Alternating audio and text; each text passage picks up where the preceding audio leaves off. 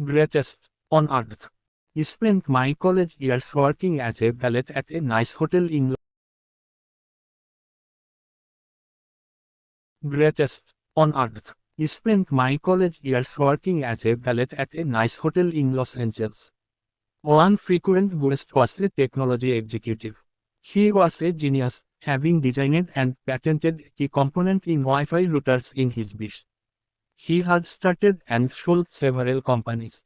He was widely successful. He also had a relationship with money they describe as a mix of insecurity and childish stupidity. He carried a stack of $100 bills several inches thick. He showed it to everyone who wanted to see it and many who did not. He bragged openly and loudly about his wealth, often while drunk and always apropos of nothing. One day he handed one of my colleagues several $1,000s of cash and said, "Go to the jewelry store down the street and get me a few $1,000 gold coins."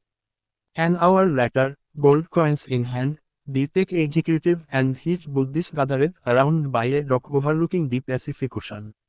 They then proceeded to throw the coins into the sea, skipping them like rocks, cackling as they argued whose went furthest.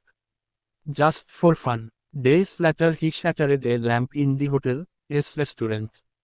A manager told him it was a $500 lamp and he did have to replace it. "You want $500?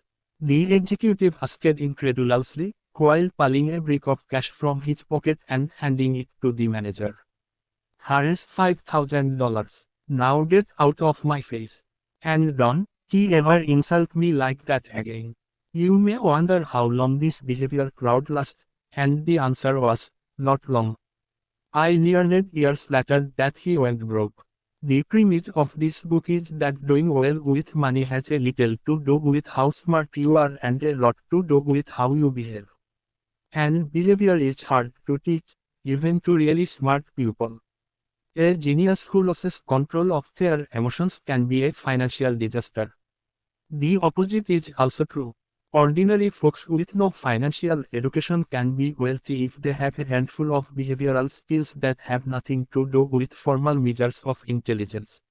My favorite Wikipedia entry begins, Ronald James Reed was an American philanthropist, investor, janitor, and gas station attendant. Ronald Reed was born in rural Vermont. He was the first person in his family to graduate high school, made all the more impressive by the fact that he hitchhiked to campus each day. For those who knew Ronald Reed, there was not much else worth mentioning. His life was about as lucky as they come. Reed fixed cars at a gas station for 25 years and swept floors at Johnny for 17 years. He bought a 2-bedroom house for $12,000 at age 38 and lived there for the rest of his life. He was widowed at age 50 and never remarried. A friend recalled that his main hobby was chopping firewood. Reed died in 2014, age 92. He is when the humble rural janitor made international headlines. 2813, 503 Americans died in 2014. Fewer than 4,000 of them had a net worth of over $8 when they passed away. Ronald Reed was one of them. In his will the former janitor left $2 to his stepkids and more than $6